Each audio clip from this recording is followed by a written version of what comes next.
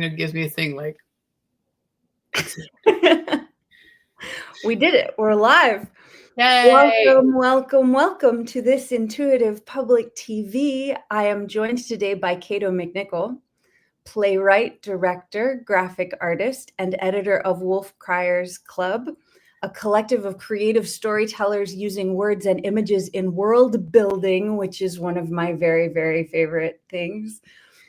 Kato, you've described your role in your arts community this way: to help guide fellow artists through these disruptive times. And that resonates a lot with me too. Thank you for being willing to engage in this wild adventure.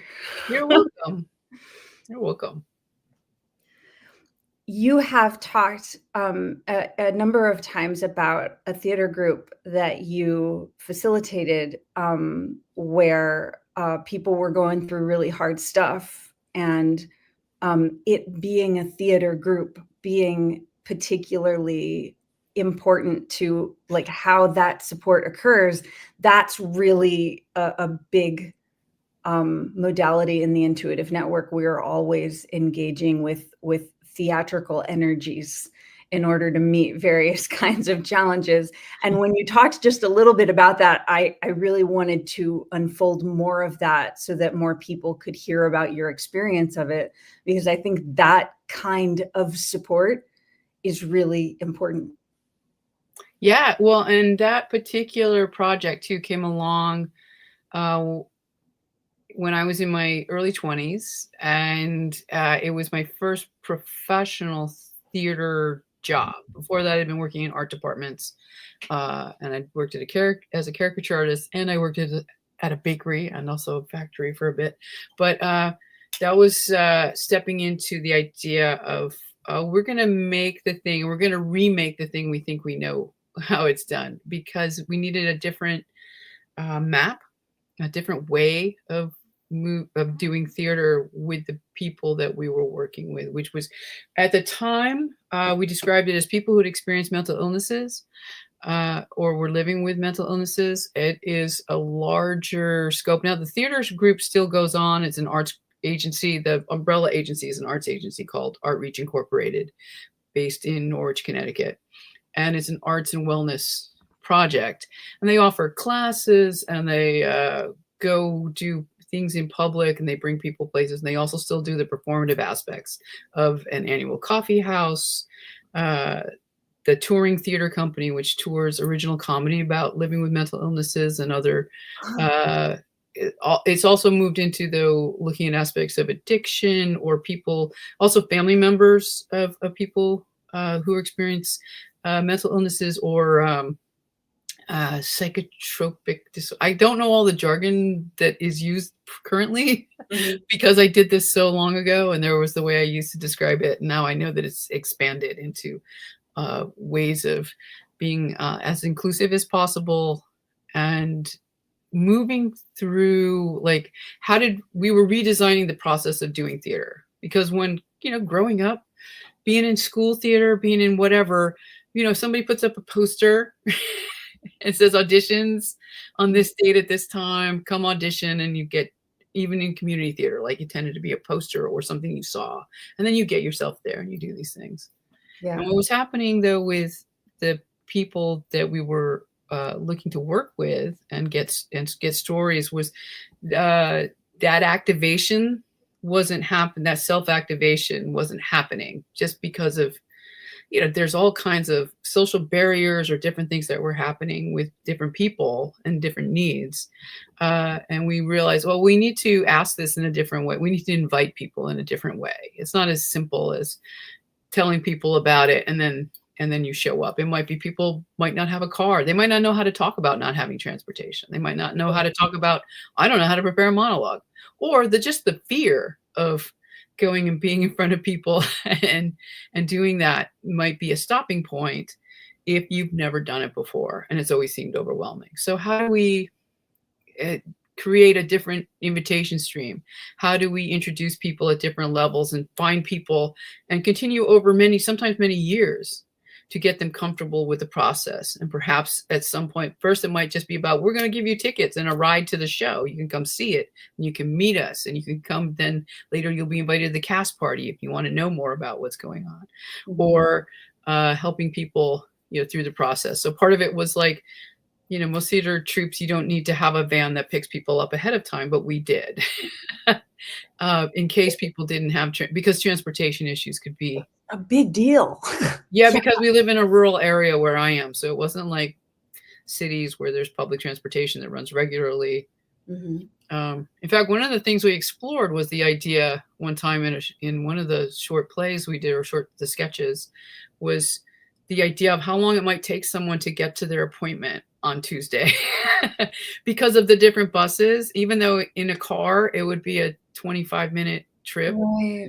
But the transfers and the thing, it could turn into my appointment at 11 means that I have to get up at 7 to walk to the state and then wait and bring a sandwich. And there's like a lot.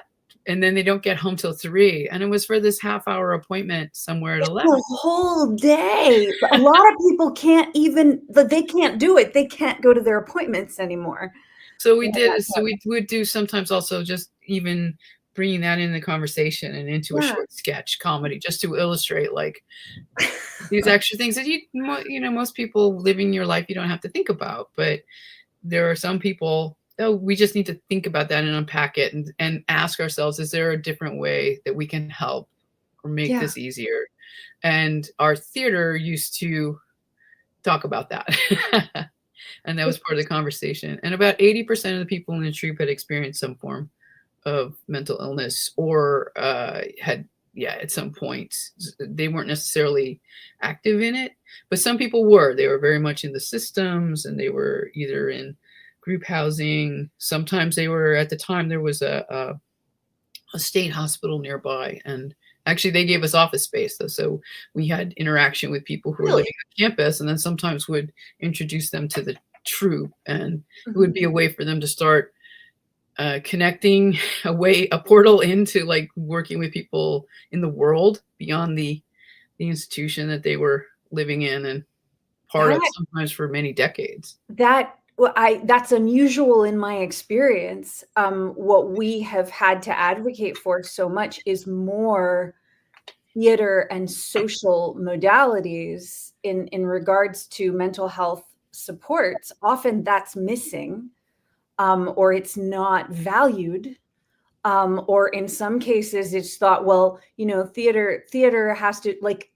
a kind of a vibe like freer creative expression is dangerous to someone's stability, which is the opposite of what is usually true. People need to have a safe container in which to express themselves and to be with other people in a way where they are supported.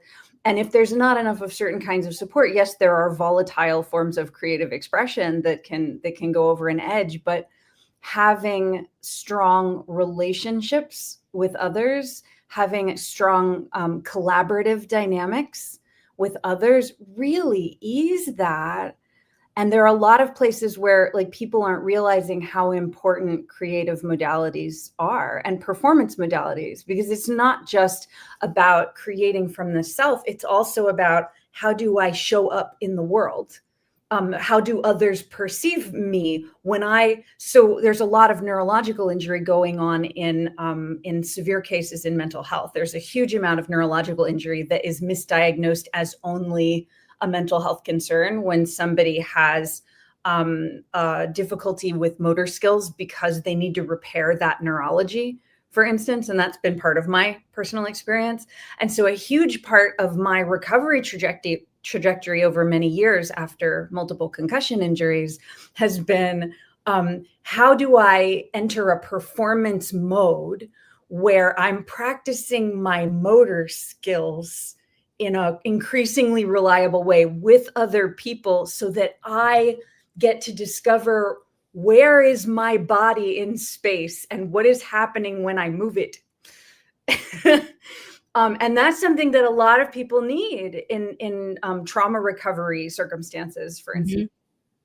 Well, and what you're talking about is a often an early part of the process that we would work through with people, and because it doesn't necessarily have to be people with a problem with motor skills, but we did also have people like that, and work with them and figure out how we help them get through the process and then build on that and things. And we'd work with people from the get-go and have these conversations and how we would do that, and work with and checking in with people a lot about like, okay, here's what we're doing. Is that working for you?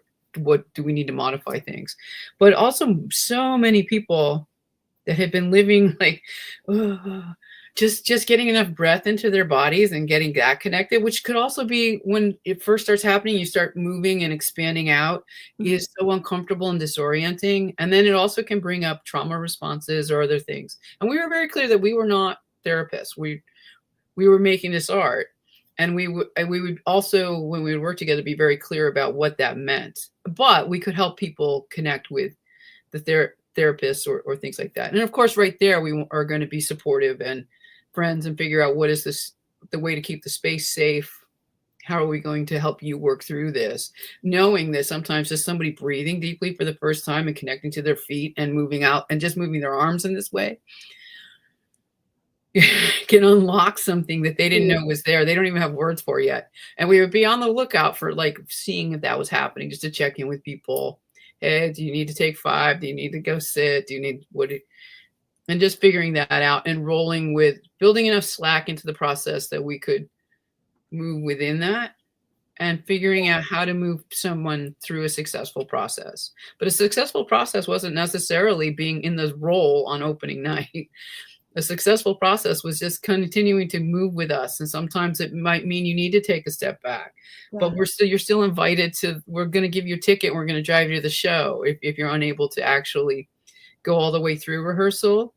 Or even if you can't do that, you're still going to be invited to the to the cast party. You're still going to be invited to the other things, and we're going to invite you back next time and have a conversation though at the beginning about, well, we learned things. What do you think you're up for this time now that you've tried it on? And we would build.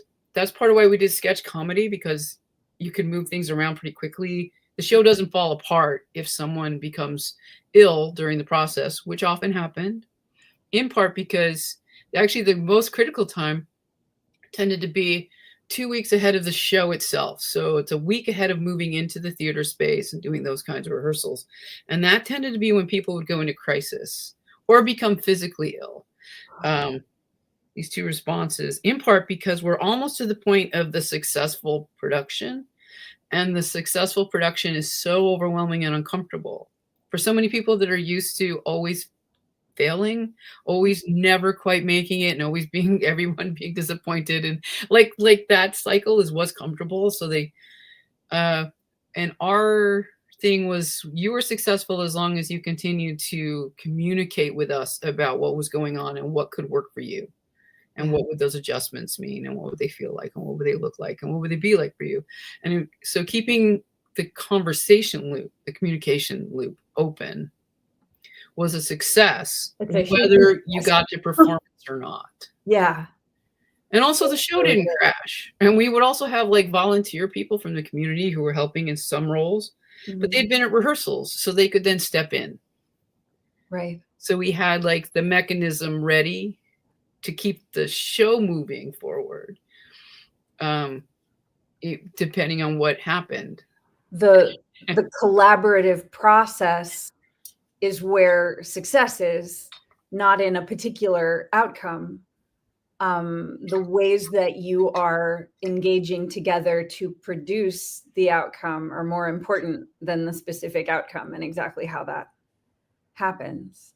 How rare in your experience is that kind of program or access, that kind of support that you were offering through that? Well, because it was the thing I came in very early as a young theater artist, and my first professional job, I learned these skills so early that pretty much I then do them all the time now. So it's hard for me to gauge, other than I knew that um, there were definitely some wonky things going on with various community theaters I'd been involved in.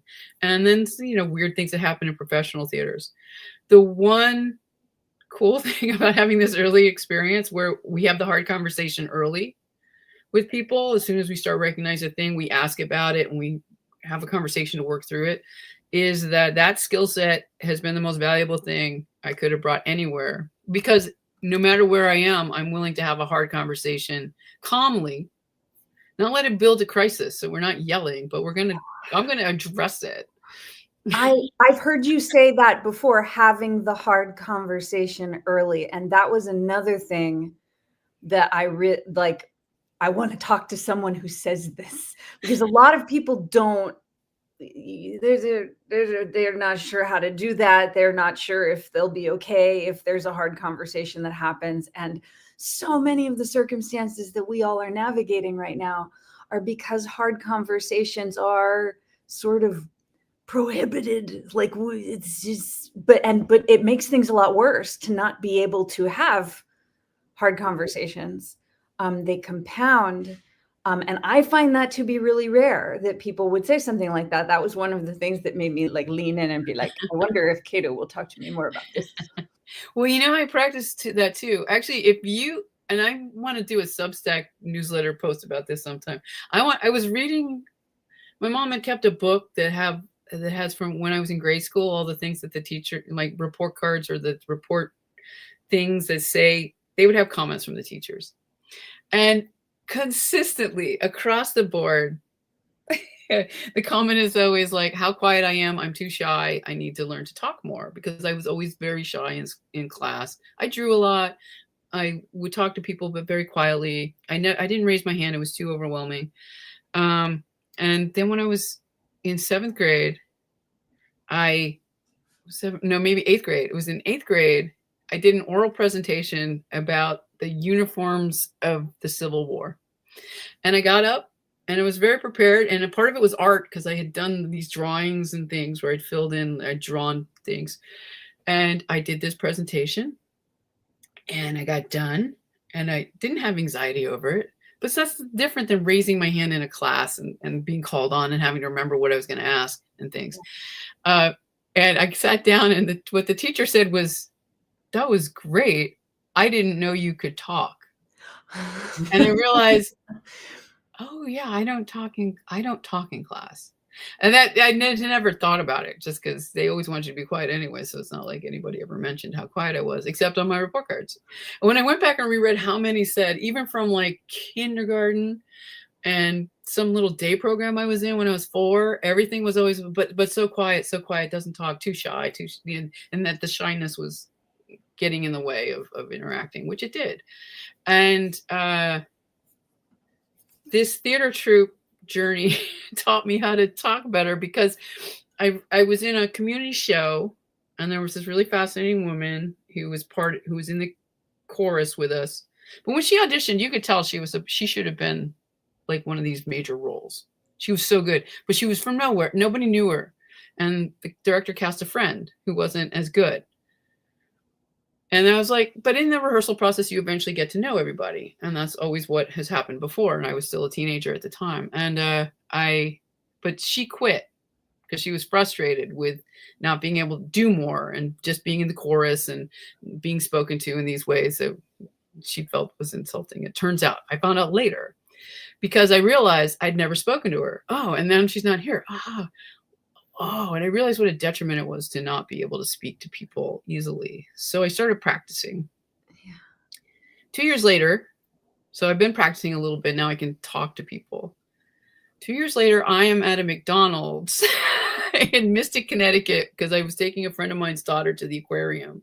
And the little girl was with me, and I took her to lunch at McDonald's. And this woman who had been in the show and had quit was in line behind me. And I said, oh, now I'd learned, though, to talk to people. Hey, in that show, and you had quit, on opening night, we were still talking about you, about how you should have been in that role, that you were so good. And I'm hoping you're still doing theater because you were so really good. But I hadn't seen her in anything since. And she said, oh, thank you. Well, it turns out she had been thinking about starting a theater group called the Second Step Players in Art Reach Incorporated. And she didn't know that she could do it start this theater troupe about people who had experienced mental illnesses to start this troupe. And what happened was, though, some random person in McDonald's turned around and said, "You're really good at theater. I hope you keep doing it." So she thought the universe sent me a messenger to tell me. So she decided she's going to start doing this theater. 2 years goes by. I'm doing caricatures. I'm a caricature artist at the mall. And the two people that wind up founding the theater were going to do it. They finally decided to do stuff about people living with mental illnesses, do this kind of comedy. Before that, they'd been doing old Carol Burnett sketches that they would steal and they'd rewrite and do this kind of comedy show for 2 years. But they decided to really go for it and make this happen because nobody did this kind of thing. And they had just gotten an article in the New York Times about it because it was so extraordinary, because they had just premiered their thing. And to really identify this way and to kind of come out of the closet as being people who had experienced mental illnesses. And I'm caricaturing them. I mean, when you caricature, part of it is you talk and you put on a show with people and you make them feel good. And then they like your drawing no matter whether it works or not, because you're drawing really fast. And you're drawing with a Sharpie too. You don't use pencil, just blah, blah, blah. Oh, you're doing that. And it turned out they were doing a show at the O'Neill Theater Center and they needed a stage manager. And I said, well, I stage manage. Oh, you do?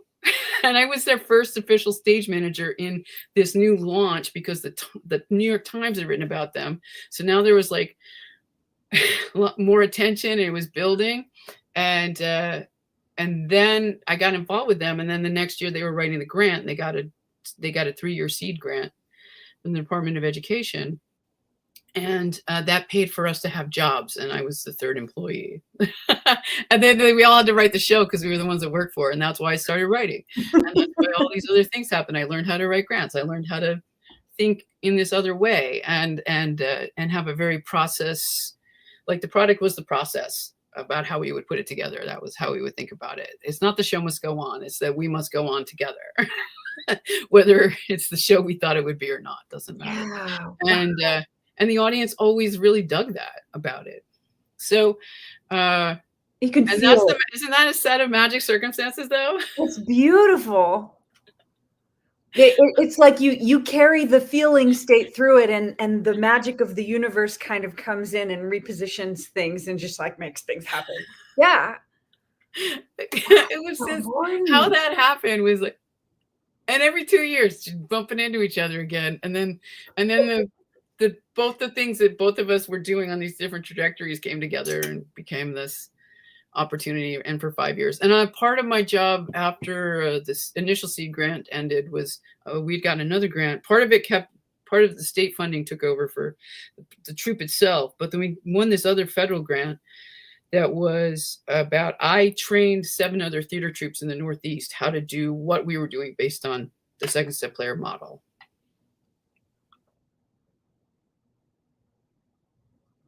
Sorry about that. It's dry weather, so. Yeah. But I don't want to cough into the microphone. But yeah, so that's just, sometimes when you start just putting it out there, and then to learn how to say disappointing things to people. Or I started, in order to practice, because I still need to practice more, is I would go to yard sales with $8 in my pocket. And I would ask really low. I only had $8. So I'd say, well, will you take $6 for this thing? Who knows what? Mm-hmm. And the point was to ask it to disappoint them. And then we would have a negotiation. That sounds really valuable practice. It was. And it's low stakes because it doesn't matter if you get the things or not. And I was mostly buying props like old telephones. I bought this really nice peacoat. That one I got for $6 because that was all I had with me. And it was this really nice old, I did near Navy base. So it was this one from the 60s, this old peacoat. And yeah, the guy gave it to me for $6 and he threw in the telephone. And we had this great conversation. Most people don't say no, actually, it turns out. When I was mostly trying to just, I'll ask them an uncomfortable question, but low stakes, they say no. Oh, okay, well, I've only got that much. All right, no problem. I go, okay. They don't care. I really love the feel of that. I'm feeling like could I could I partner up with somebody and go somewhere and like we're practice like somebody's there, so like there's this impetus to actually do the practice instead of chickening out, right? Um, that sounds really that sounds like a really valuable set of experiences to me. And regaining, I mean, it's been a big thing for me, and it's a big thing with a lot of the people that I work with, regaining our capacity to not only to speak, but to say things that maybe other people don't want to hear, that we actually have to say to honor our bodies, to respect what our bodies need. We have to be able to verbally comport ourselves so that others know, like, maybe there's a line, maybe there's a need, maybe there's a problem. If we don't speak up about it, it doesn't get addressed. But like, people can be really afraid to do that. So we're aiming for 30 minutes today, but there's so much that I would really like to talk to you about.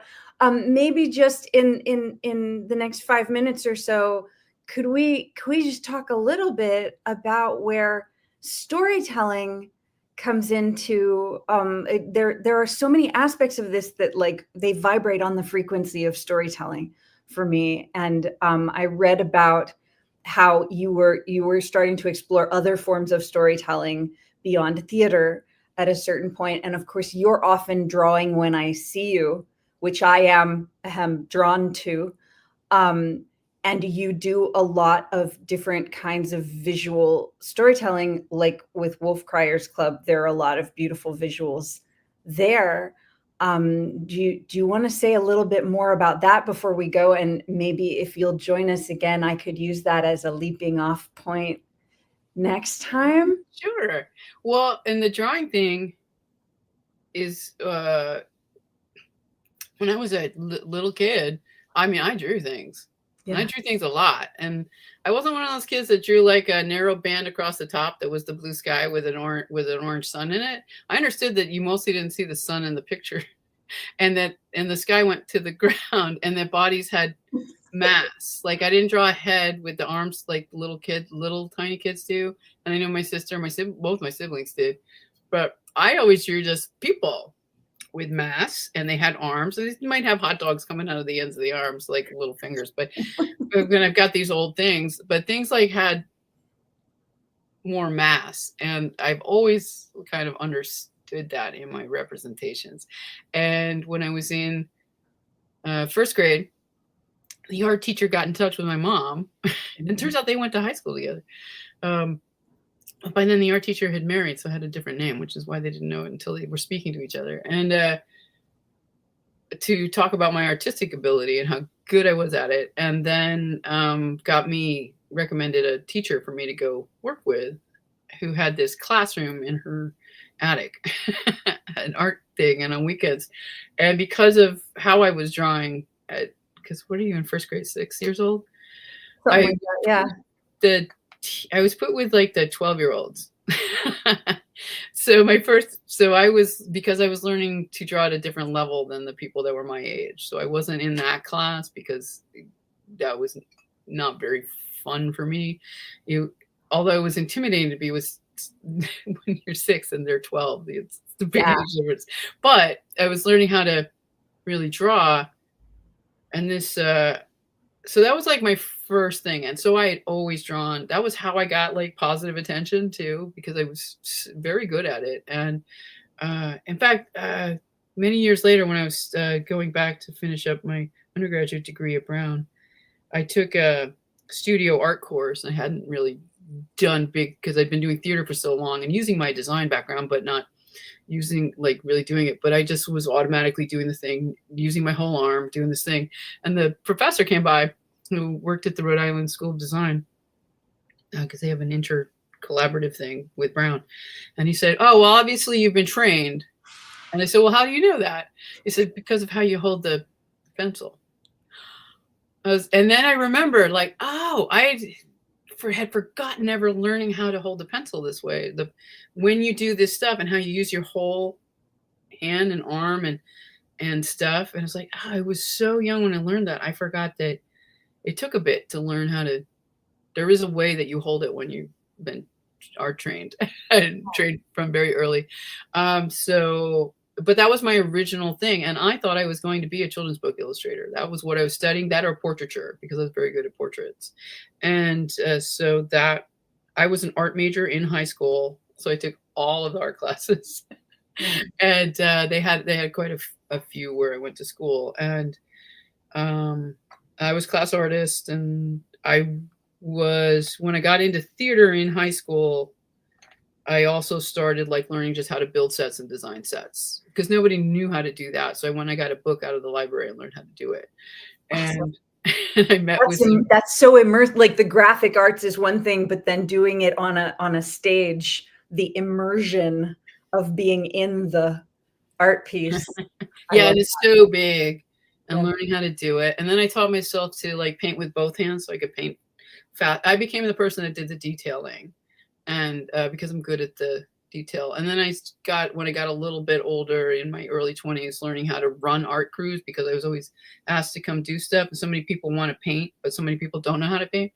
So, but they're good at like doing the big things and figuring out how to run a crew so that I can still do my skill set, but also make you feel like you're working because I prepare enough. Learning how to prepare ahead of time so that I could make sure volunteers had stuff to do when they were there.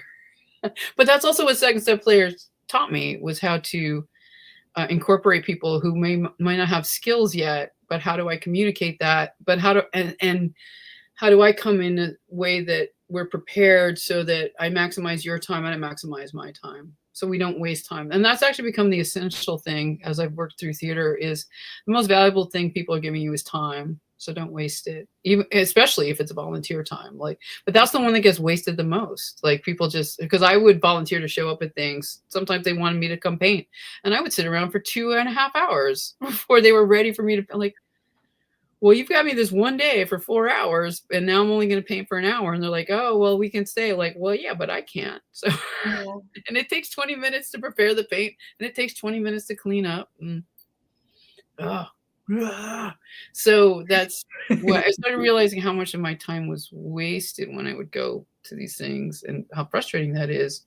Yeah. So that's a major thing with me, is thinking way ahead of time to create a really good but flexible plan that then can move around depending on what needs to be moved around, but so that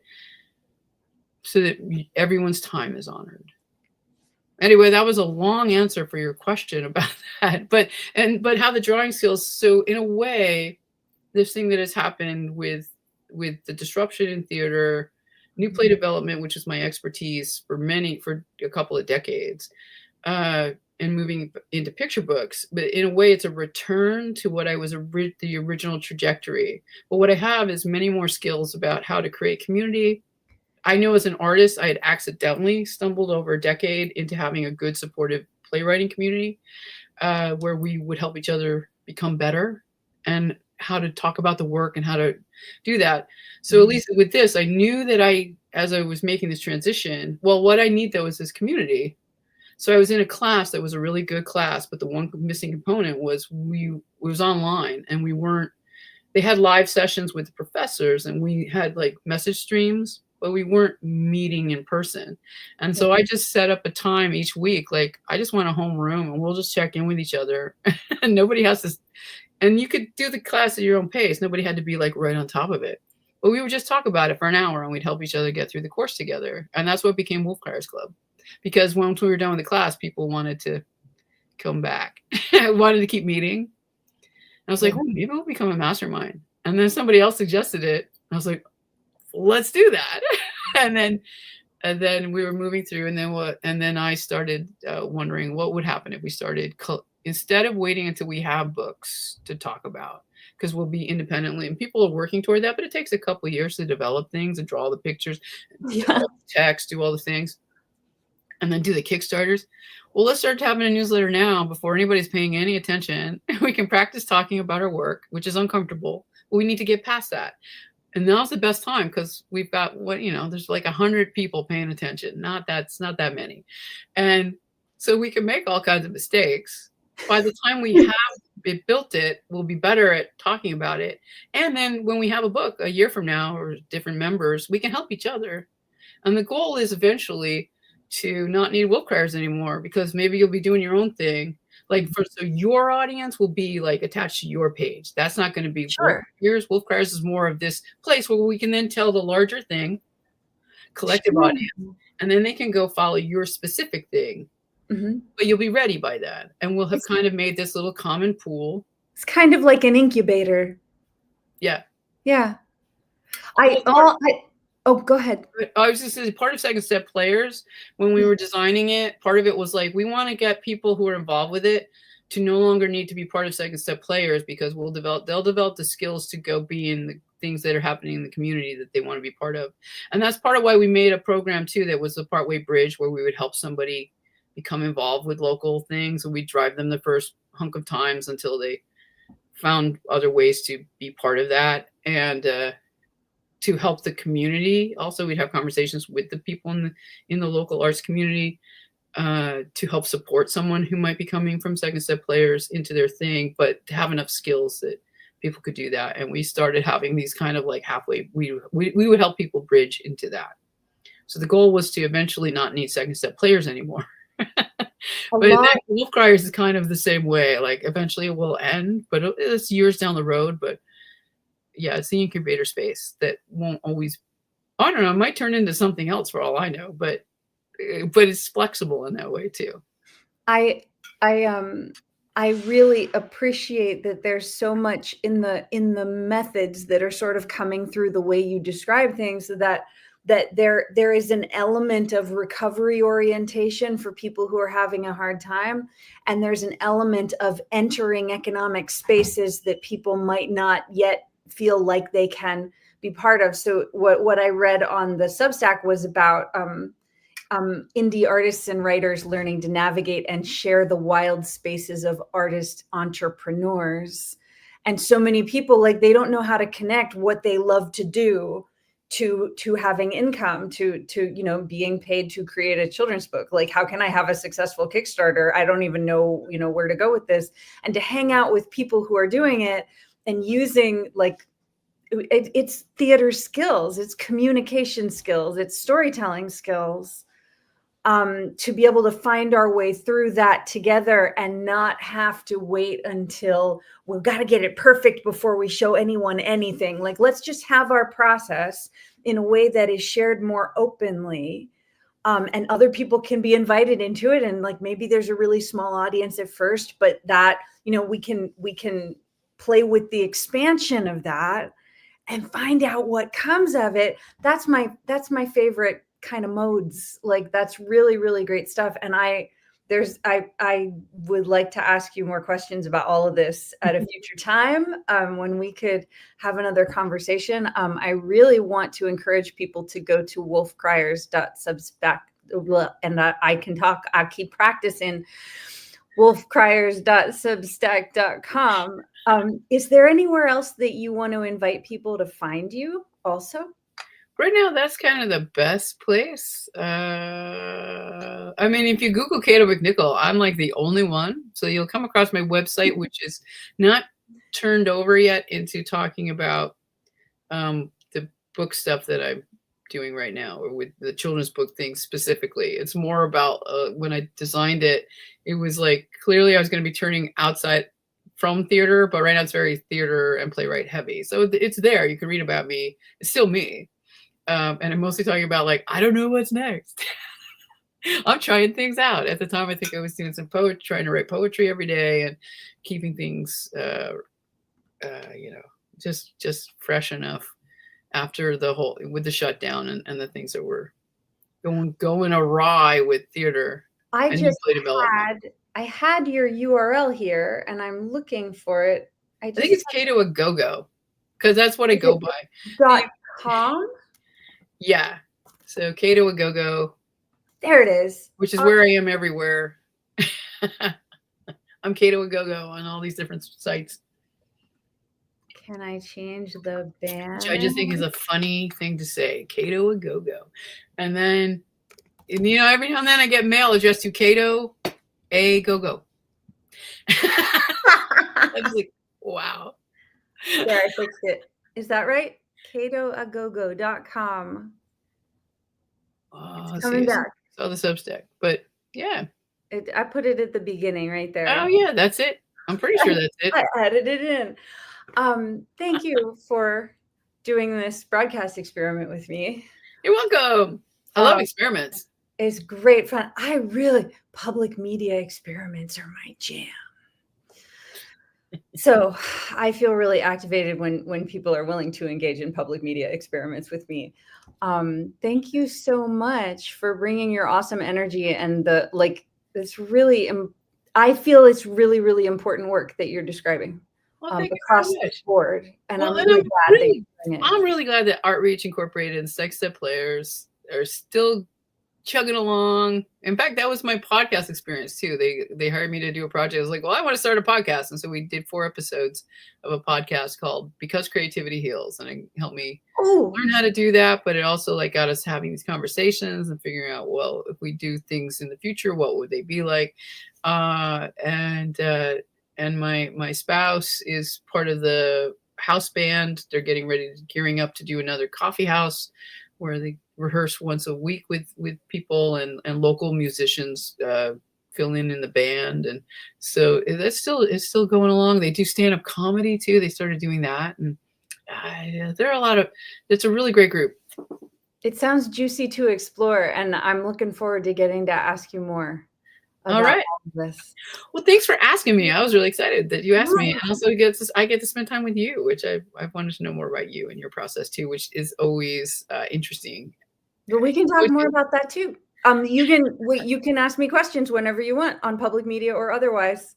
All right. I'm definitely willing to talk about it. And there are a lot of the reasons that I'm really drawn to the work you're doing is because some of the modalities that have become most important for me and for us are very similar to what you're doing. So it's just great to have encountered you in the various communities that I suddenly encountered you in. And thank you. I look forward to talking more about all of this in the near future. Sounds great. Thank you very much, Megan.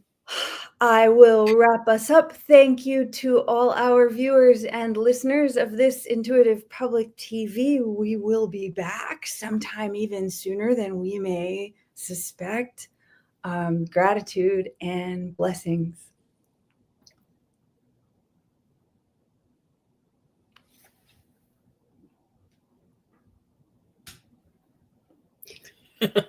I don't know if it ended yet. No, it didn't.